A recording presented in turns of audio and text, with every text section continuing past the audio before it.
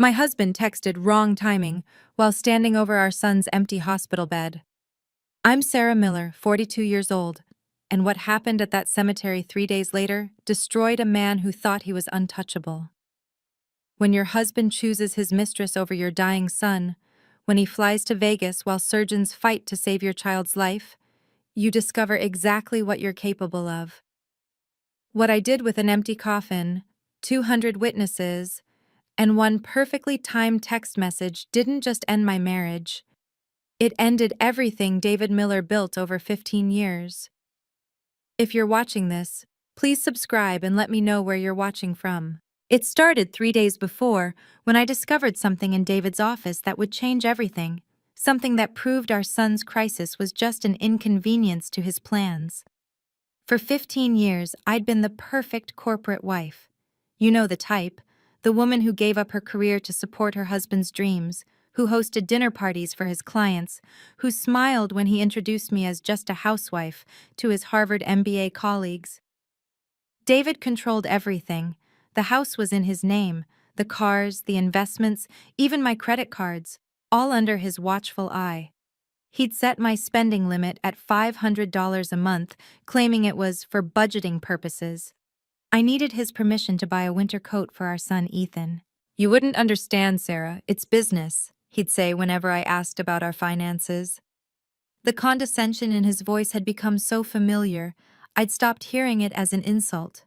His friends saw me as decoration. At company events, they'd talk around me, never to me.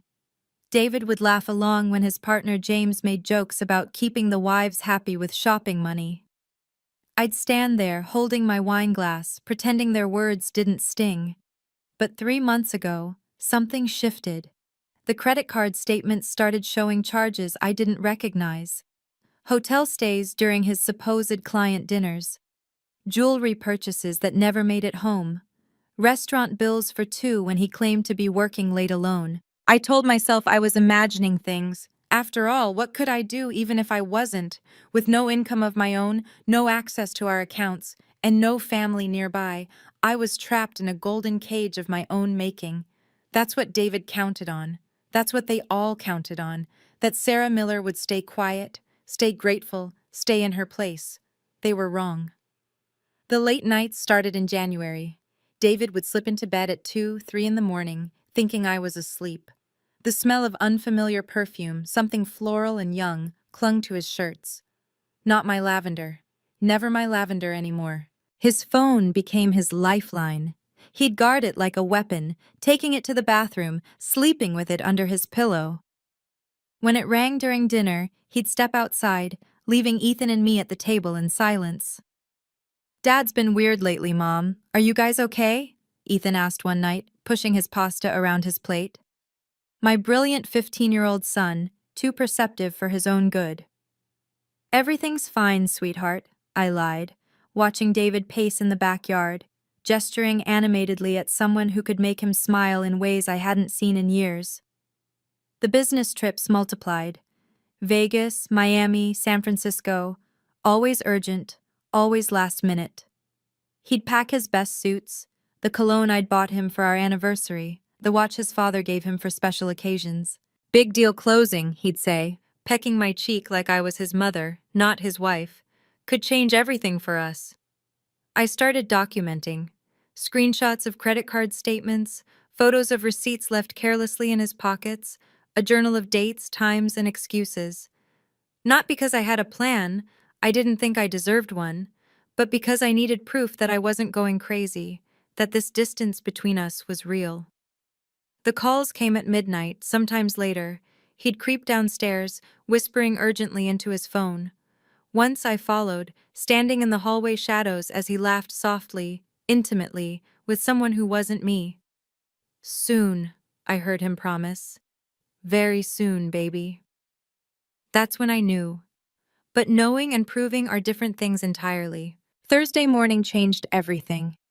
David left his laptop open while showering, the first time in months. His email was still logged in, and there it was. A Delta Airlines confirmation for 2 first-class tickets to Vegas. Departure, Monday, March 15th, 10 o'clock a.m.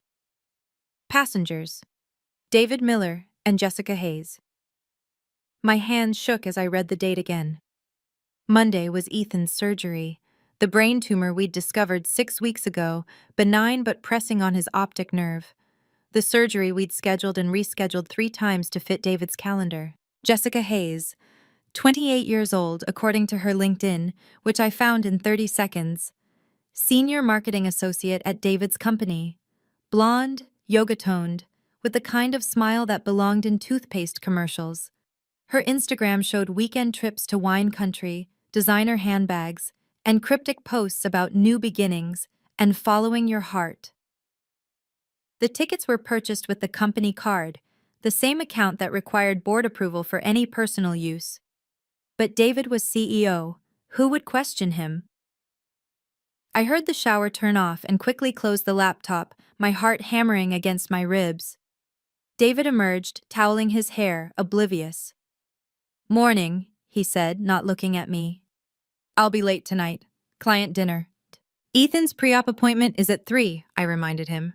"Can't make it. Send me updates." Before I could respond, Ethan appeared in the doorway, pale and unsteady. His eyes rolled back, and he crumpled to the floor like a marionette with cut strings. "Ethan!" I screamed, dropping to my knees beside him.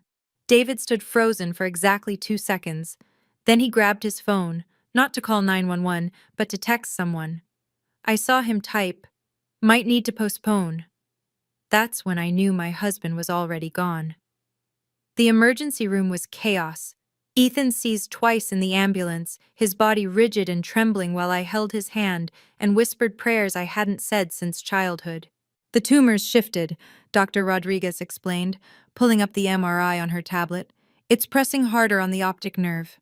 We need to operate within 72 hours or risk permanent blindness, possibly worse." "Monday," I said immediately. "Can you do Monday morning?" "Yes, I'll clear my schedule. 8 a.m. sharp." David arrived an hour later, coffee in hand, Bluetooth in ear. He ended his call reluctantly, irritation flickering across his face. "The surgery can wait," he announced, not even looking at Ethan's unconscious form. "Tuesday or Wednesday would work better."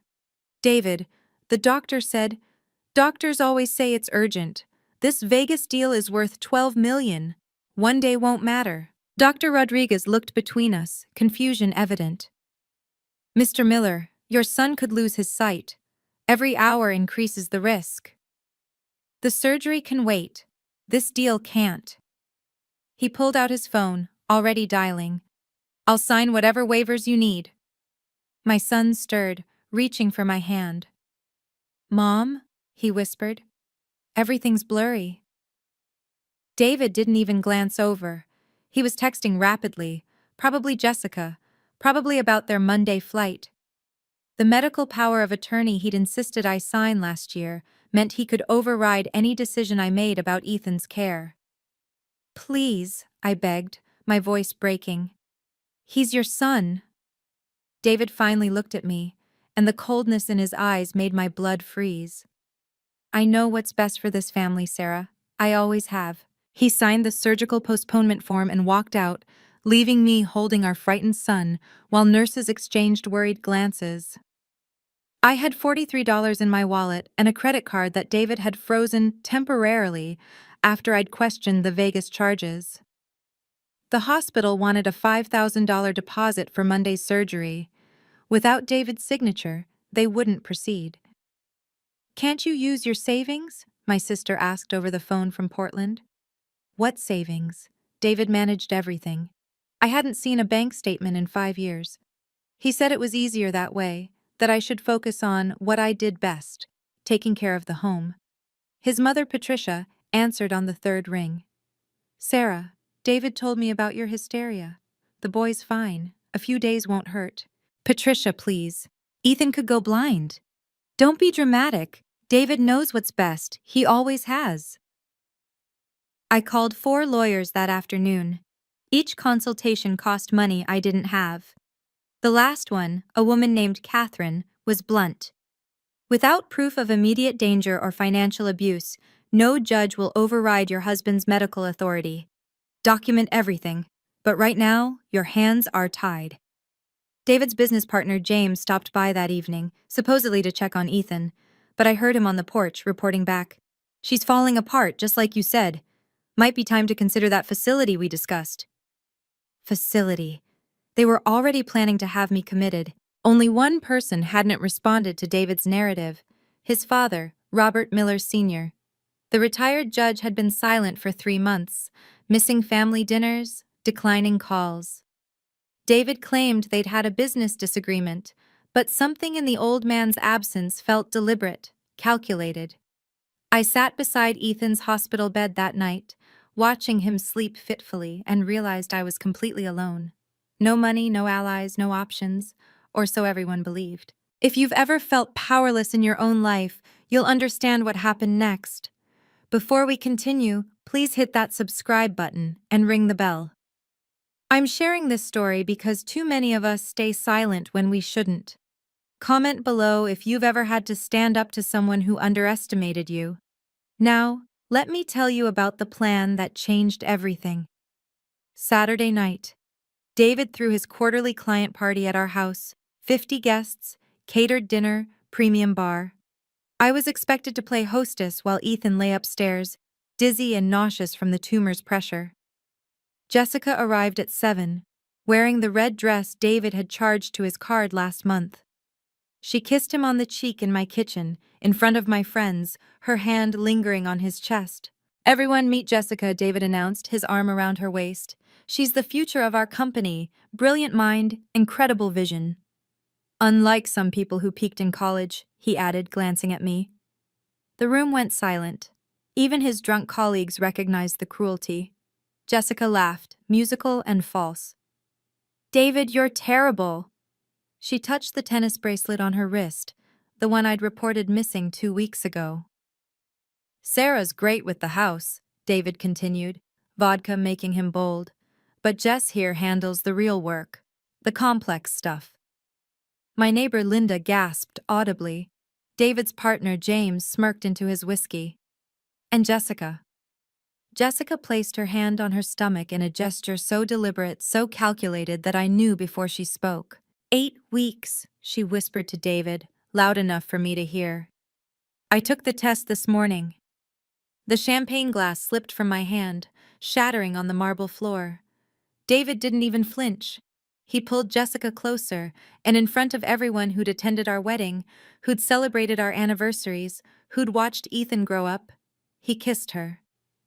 "Get this cleaned up, Sarah," he said, stepping over the broken glass. "You're embarrassing yourself." I knelt to gather the shards, my hands bleeding, while 50 people watched in silence. But I wasn't embarrassed. I was done. After the guests left, I found David's office door ajar. His computer was locked, but the filing cabinet wasn't. Inside, beneath tax returns and insurance papers, I discovered the truth. Asset transfer documents dated 3 months ago. The house moved to a trust, our investments liquidated and relocated. Business shares redistributed. Everything we'd built together, systematically stripped from our joint ownership. The divorce papers were already drafted. Grounds: mental instability. His evidence: credit card statements showing erratic spending, charges he'd made himself. Medical records suggesting paranoid delusions, from a psychiatrist I'd never seen. Witness statements about my deteriorating mental state, signed by James and 2 other partners. He planned to leave me with nothing. Worse, he planned to take Ethan. But David had made one mistake. The security system he'd installed last year, the one he never learned to properly use, uploaded everything to the cloud. Every conversation in his office, every late-night call, every meeting with Jessica in our home while I was at Ethan's doctor appointments. I sat at my laptop until dawn, downloading everything. David with Jessica, discussing the timeline. David with James, laughing about the crazy wife narrative. David with his lawyer, strategizing how to declare me unfit. And then I found it. The recording from Thursday night. David telling Jessica about the $12 million embezzlement scheme hidden in the Vegas deal. How he'd pinned it on a junior analyst who'd already been fired. How the board would never know. My phone buzzed with a text from an unknown number. "You're not alone. RMS. Robert Miller Sr." David's father knew. I made my decision then, sitting in my kitchen at sunrise, Ethan's surgery 2 days away. I texted back. "I need everything ready by Thursday. Everything."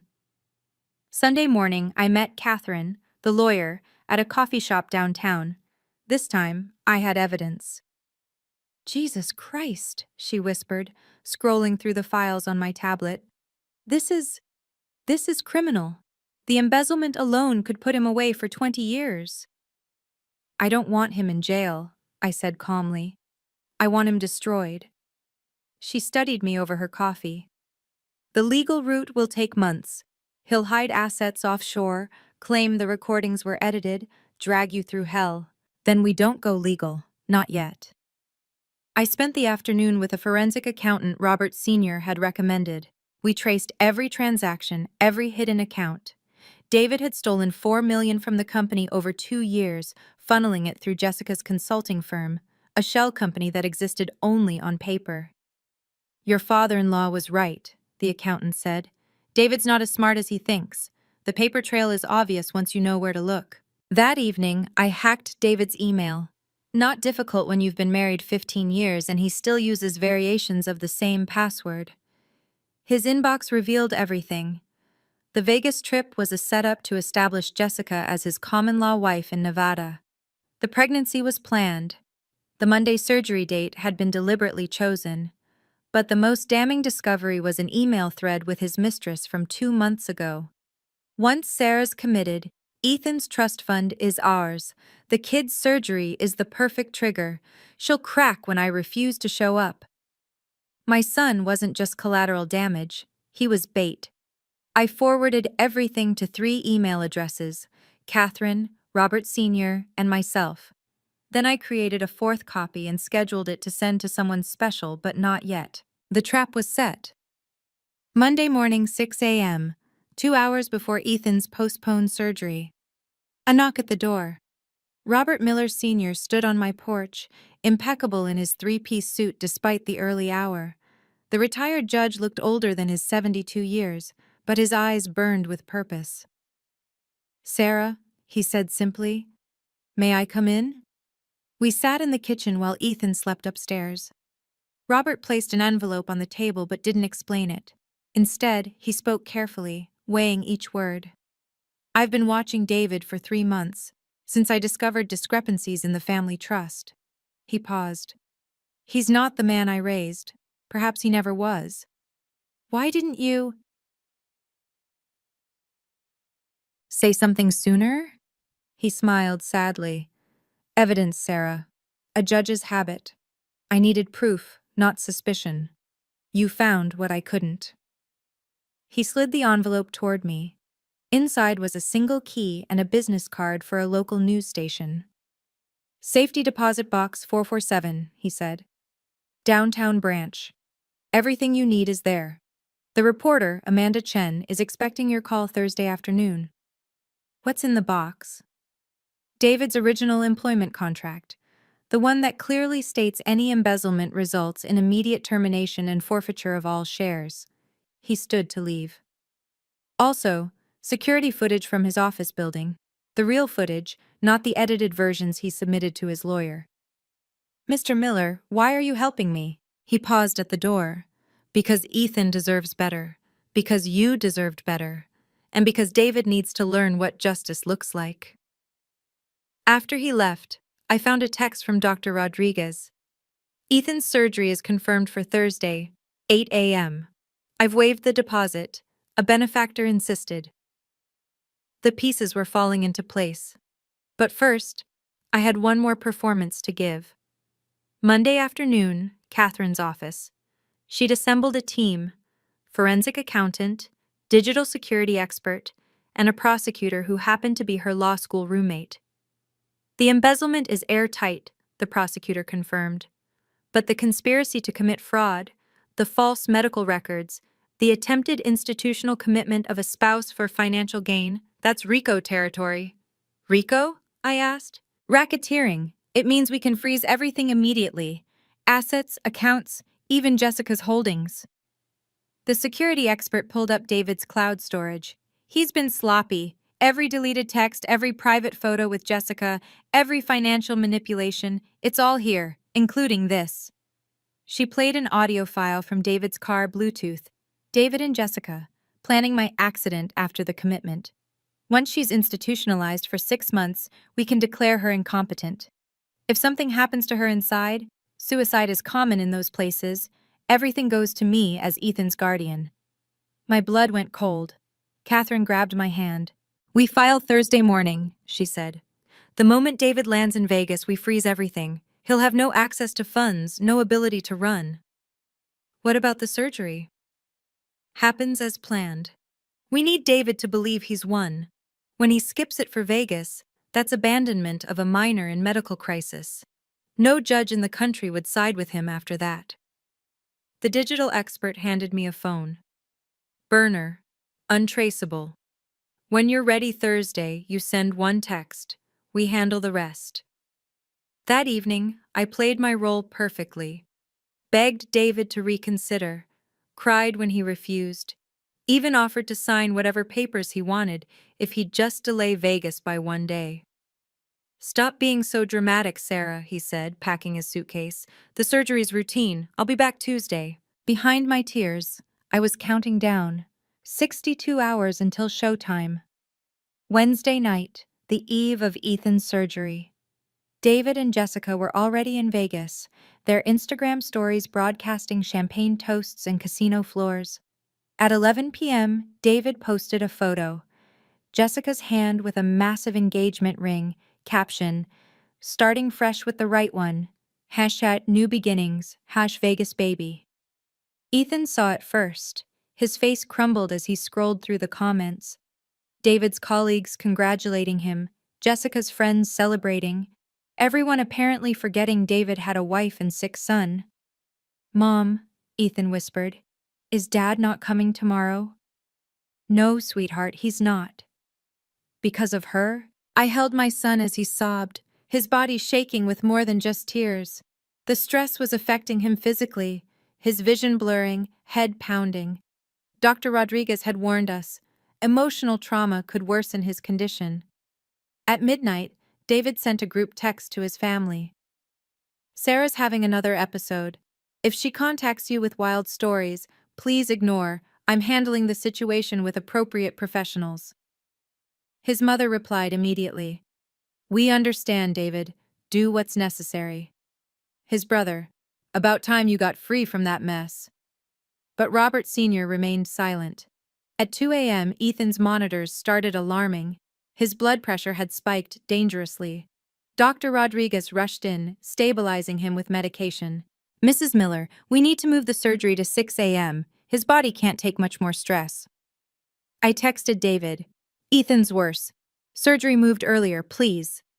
His response came instantly. Stop the manipulation, Sarah. I've already signed the commitment papers. Someone will pick you up Friday.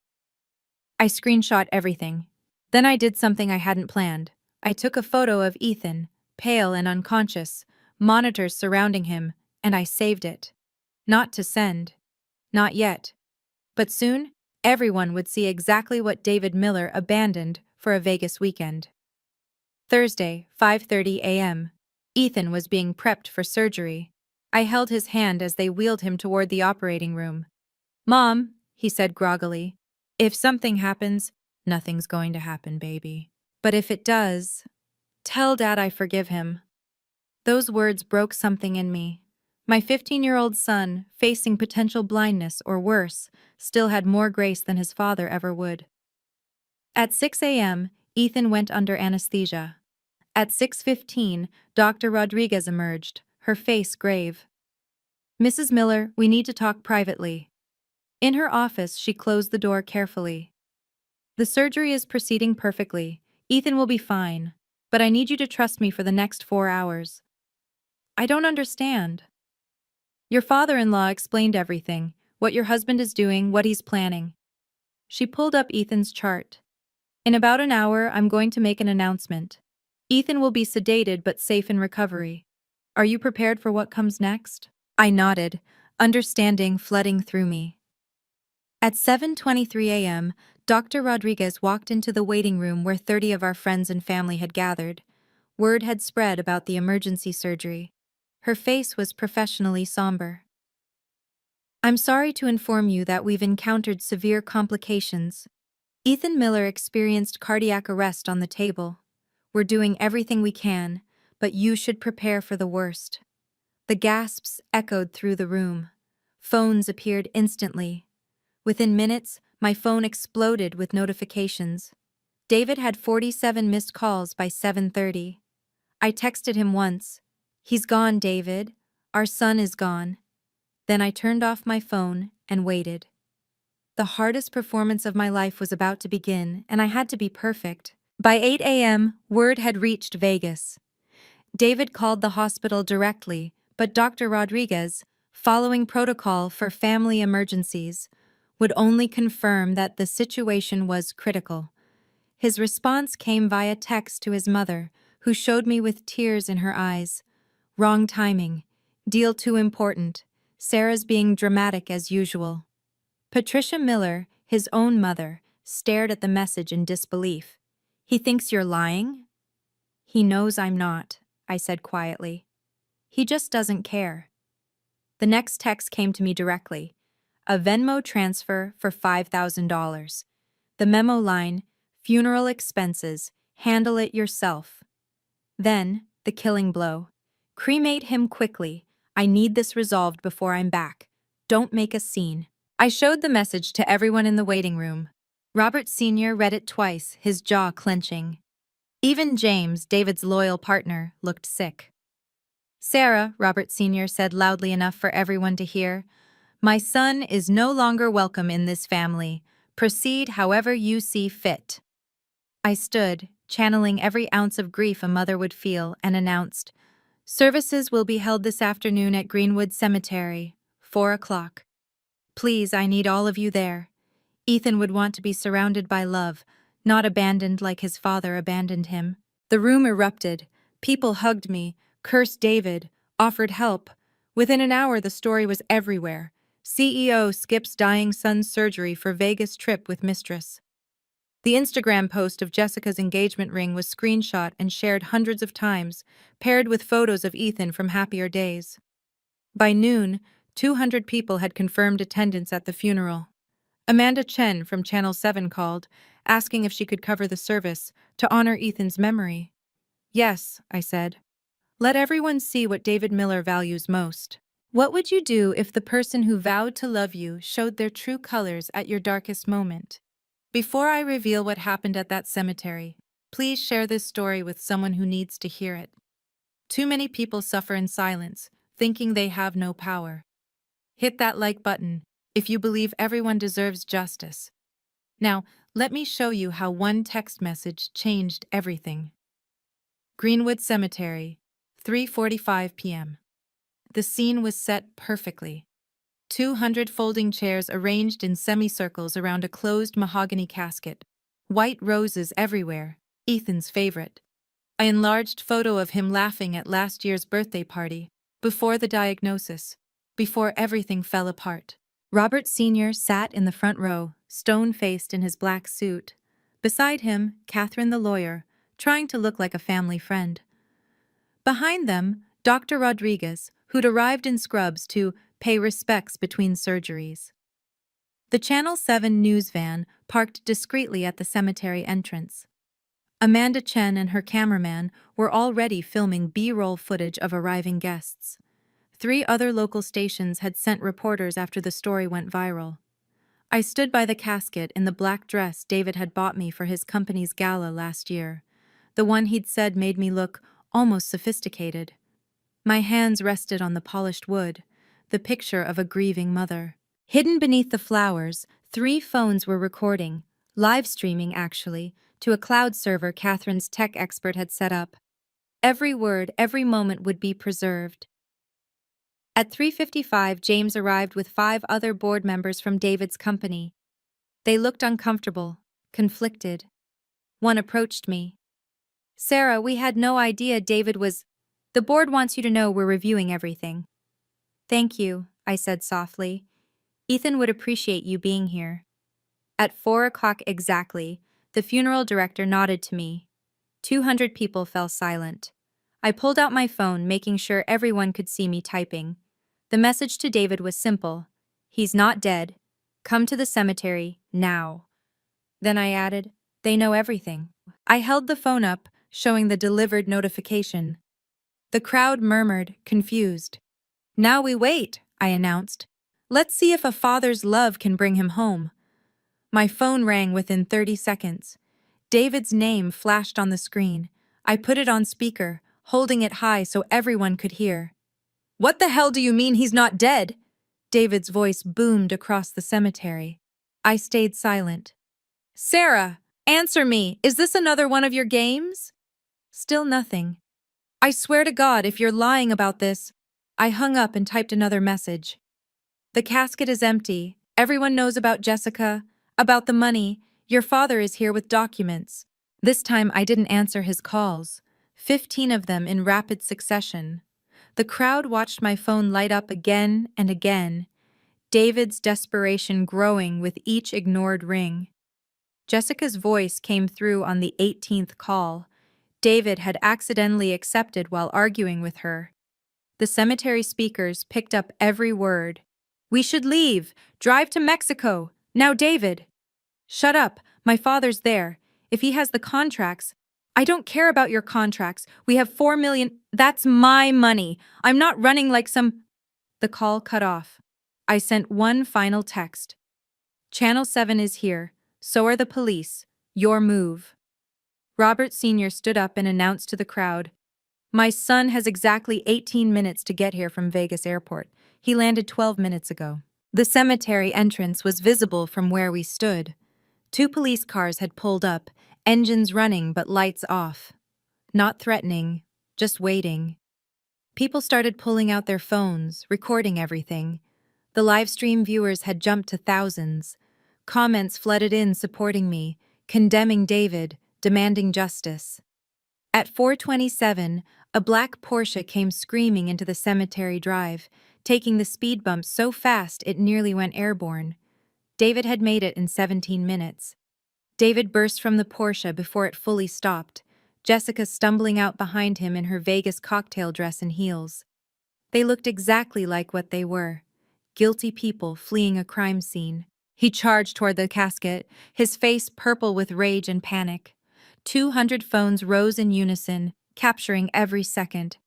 Where's Ethan? He roared. Where's my son? I stood perfectly still, my hand resting on the casket. Open it. What? Open the casket, David. Show everyone what kind of father you are. His hands shook as he approached. Jessica hung back, trying to hide behind a tree, but the cameras found her anyway. Someone in the crowd started a live stream that would eventually reach 2 million views. David fumbled with the latches. The lid creaked open, revealing burgundy silk lining and nothing else. Empty. The crowd gasped. David staggered backward, his mouth opening and closing like a landed fish. You psychotic? You? He's alive, I said, my voice carrying clearly across the silent cemetery. Our son is alive, recovering from successful surgery that you chose to miss for a Vegas weekend with your mistress. The whispers started immediately. He missed the surgery? For Vegas? While his son could have died? David spun toward the crowd, seeing the phones, the news cameras, his board members, his father. This is entrapment. She's crazy. She's been planning. Planning what, David? Robert Sr. stood up, his judge's voice commanding attention. Planning to expose the truth? Dad, you don't understand. I understand perfectly. Ethan! Robert Sr. called out. From behind the maintenance building, Ethan emerged in a wheelchair, Dr. Rodriguez pushing him. His head was bandaged, but his eyes were clear and filled with disgust as he looked at his father. Hi, Dad, Ethan said, his young voice cutting through the chaos. Glad you could finally make it. The crowd erupted.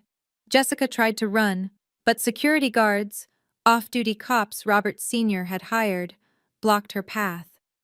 David stood frozen between the empty casket and his very alive son, finally understanding that he'd been played. But we weren't done, not even close. Ethan, David started, reaching toward his son. I can explain. Don't! Ethan's voice was steady, mature beyond his 15 years. I heard everything. Mom showed me the texts. Cremate him quickly, really, Dad? The crowd's murmur turned to angry rumbling. Someone shouted, shame! Others joined in. I pulled out my phone and connected it to the cemetery's speaker system. Robert Sr. had arranged that too. Before anyone leaves, you should hear this. David's voice filled the air, recorded from his home office. Once Sarah's committed, Ethan's trust fund is ours. The kid's surgery is the perfect trigger. She'll crack when I refuse to show up. Then Jessica. And if she doesn't?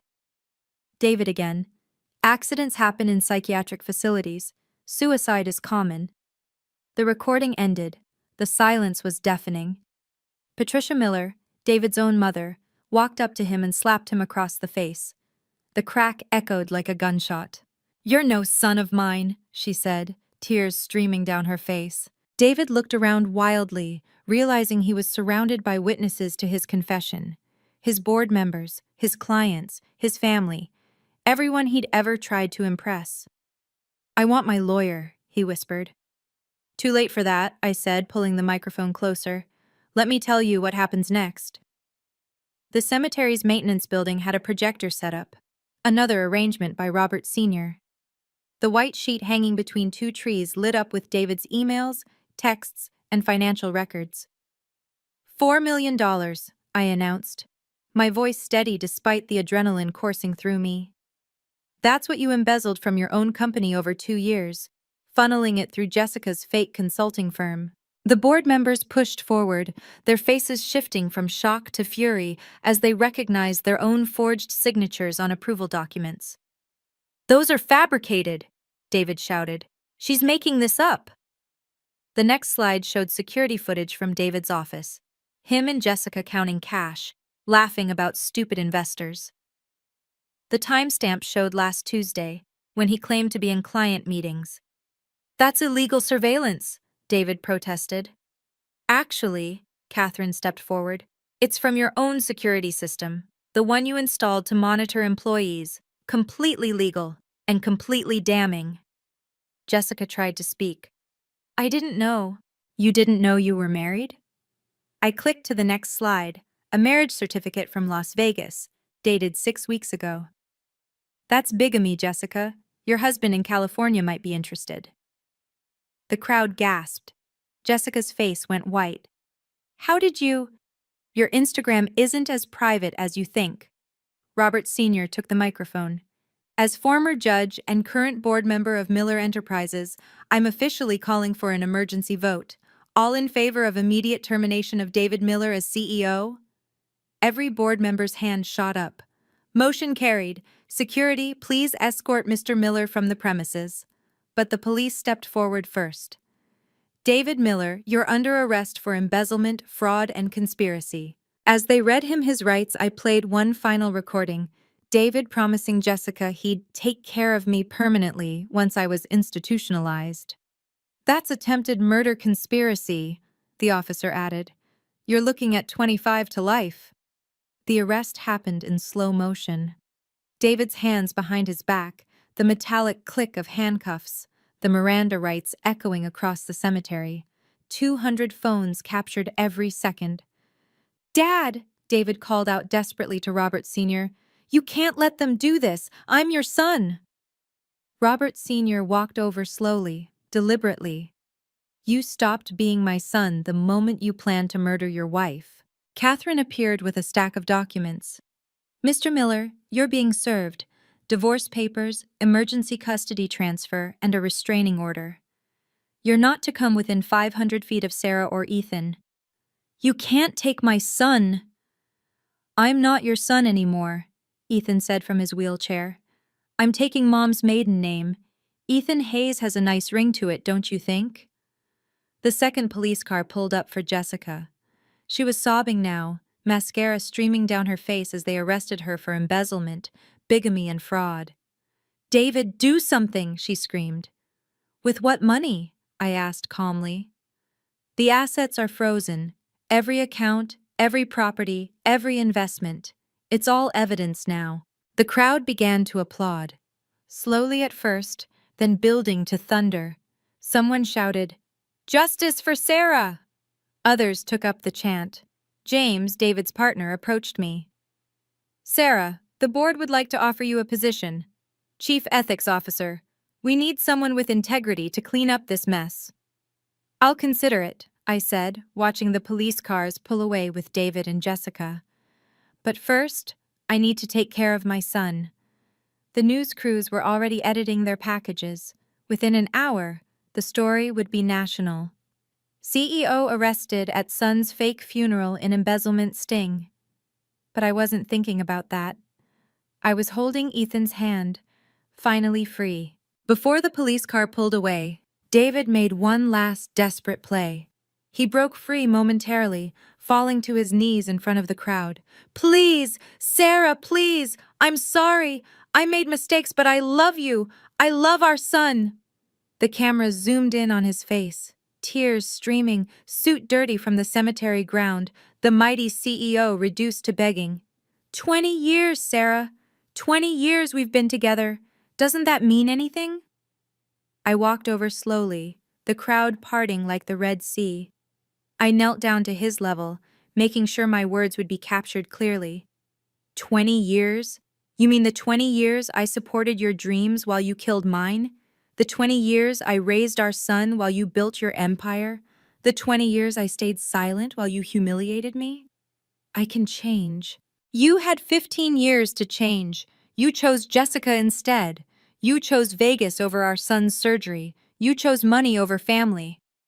The money was for us. The money was stolen. And now it's gone. I stood up, brushing cemetery dirt off my dress. "I don't negotiate with strangers, Mr. Miller. And that's all you are now, a stranger who happens to share DNA with my son." Ethan wheeled himself forward. "You want to know what hurts most, Dad? It's not that you left. It's that you were planning to have Mom killed. I heard the recording. Everyone did." The crowd was dead silent, hanging on every word. "I would have grown up thinking my mother committed suicide. That's what you wanted. That's who you are."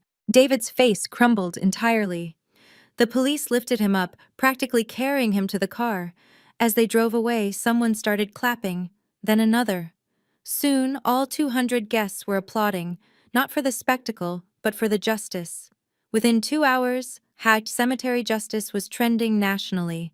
The video hit 5 million views before midnight. News outlets from CNN to Fox picked up the story. Wife's elaborate sting operation exposes CEO husband's crimes. My phone hadn't stopped ringing. Producers from Dr. Phil, Oprah's network, and 3 documentary teams wanted exclusive rights. I declined them all. This wasn't about fame. David's empire crumbled in real time. Clients terminated contracts via Twitter.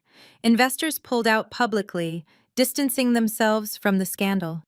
His LinkedIn connections dropped from 5,000 to 12 in 3 days. Jessica's story unraveled even faster.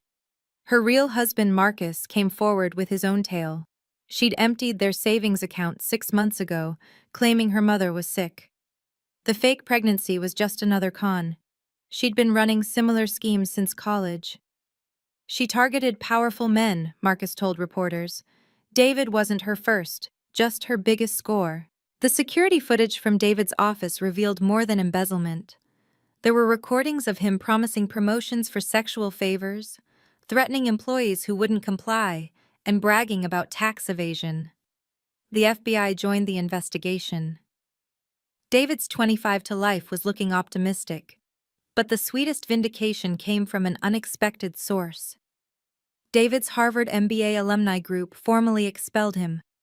The letter, posted publicly, read, "Your actions represent the antithesis of ethical leadership we strive to embody." 3 months later, the company officially dissolved. The board couldn't overcome the reputational damage. 200 people lost their jobs because of David's greed. The internet never forgets, Robert Sr. told me over dinner that week. David thought he was untouchable because he controlled the narrative. You showed him that truth has a way of surfacing. Ethan, recovering beautifully from surgery, added, Mom didn't destroy Dad. He destroyed himself. She just made sure everyone saw it happen. 6 months after the cemetery confrontation, my life looked nothing like before. The divorce settlement awarded me 70% of all assets. The judge called David's behavior the most egregious spousal abuse she'd seen in 30 years. I used the money wisely. First, I established a fund for Ethan's medical care and college. Then I launched Phoenix Rising, a consulting firm helping women document financial abuse and escape toxic marriages safely. My first client was Patricia Miller, David's own mother. She'd discovered her husband had been hiding assets for 40 years. With my help, she recovered $2 million he'd squirreled away. You were always the daughter I wished I had, she told me over coffee. I'm sorry it took me so long to see it. Robert Sr. became more than an ally. He became family. He visited Ethan weekly, teaching him chess and sharing stories of justice and integrity. When he updated his will, he left everything to Ethan and me, completely disinheriting David. Blood doesn't make family, he said. Character does. Ethan thrived. The surgery was completely successful, no vision loss, no complications. He started a YouTube channel about surviving toxic parents that gained 100,000 subscribers in 2 months.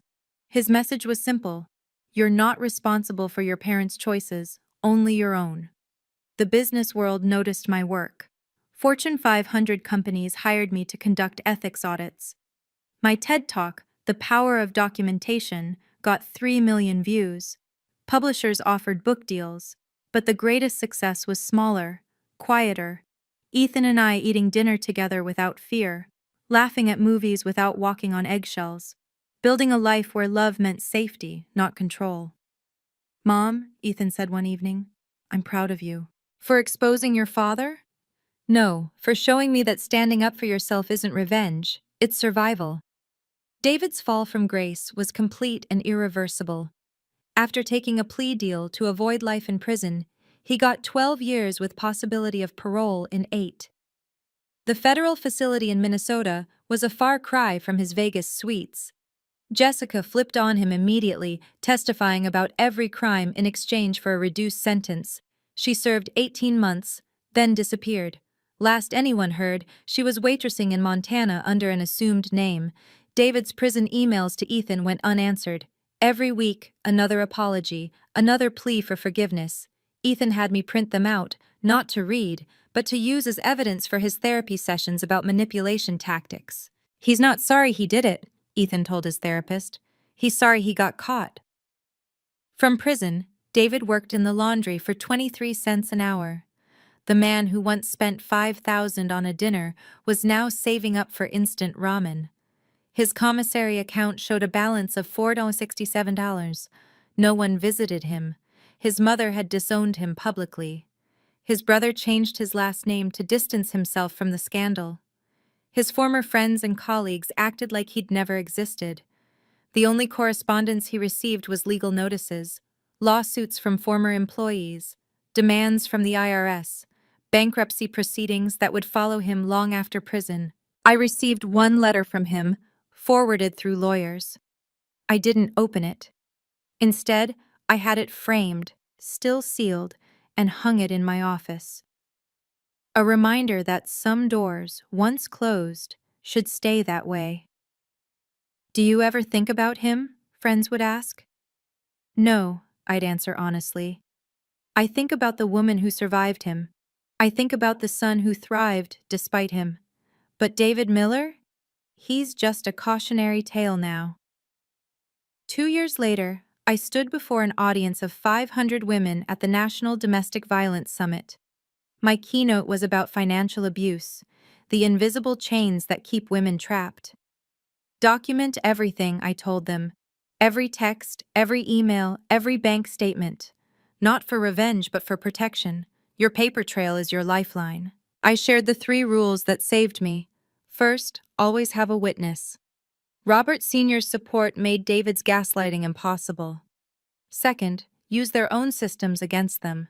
David's security cameras became my evidence. Third, never threaten, just act. The moment David knew my plan was the moment he'd already lost. After my speech, a young woman approached, crying, "My husband controls everything. I have nothing." "You have more than you think," I told her, handing her my card. "You have the truth. That's where power begins." Phoenix Rising had helped 300 women escape financial abuse. We'd recovered $40 million in hidden assets. We'd put 15 abusers in prison. But more importantly, we'd shown women they weren't crazy, weren't worthless, weren't alone. Ethan, now 17 and heading to Stanford, had become an advocate himself. He spoke at high schools about recognizing toxic relationships, about choosing integrity over blood. "Family isn't who you're born to," he'd say. "It's who stands by you when standing by you costs them something." Robert Sr., now 80 and sharp as ever, served on Phoenix Rising's board. "This is my legacy," he said. "Not the judgments I wrote, but the justice we created from injustice." I no longer hated David. Hate required energy better spent on healing. He was simply a chapter in my story, not the ending, barely even the climax. Just a villain who underestimated his victim. Today, as I share this story with you, I want you to know something important. Your worth isn't determined by anyone else. Not by the person who promised to love you and didn't. Not by the family who should support you and doesn't. Not by the society that tells you to be grateful for crumbs. You are not crazy for documenting abuse. You are not dramatic for demanding respect. You are not vindictive for protecting yourself and your children. You are surviving, and survival is not a sin. If you're watching this and thinking, "But my situation is different, I really have nothing," remember that I started with $43 and a frozen credit card. What I had was determination and the willingness to ask for help. Find your Robert Sr., the unexpected ally who sees your truth. Find your Dr. Rodriguez, the professional who'll bend rules for justice. Find your Catherine, the expert who'll fight beside you. They exist. You just have to look. To those who say I was cruel, that I should have handled it privately. Privacy protects predators. David counted on my silence, on my shame, on my fear of making a scene. The cemetery wasn't about revenge. It was about witnesses. 200 people who could never again say they didn't know. Your story matters. Your pain is valid. Your freedom is worth fighting for. Don't wait for permission to save yourself. Don't apologize for surviving. Don't shrink to make others comfortable with their complicity. Stand up, speak out, document everything. And remember, the best revenge isn't revenge at all. It's building a life so beautiful, so authentic, so free that the person who tried to destroy you becomes utterly irrelevant. You deserve that life. Start building it today. If this story resonated with you, please subscribe and share it with someone who needs to know they're not alone. Have you ever had to stand up to someone who underestimated you? Share your story in the comments. I read every single one. Remember, document everything, know your worth, and never apologize for demanding respect. Hit the notification bell for more stories of everyday people finding their power. Until next time, stay strong.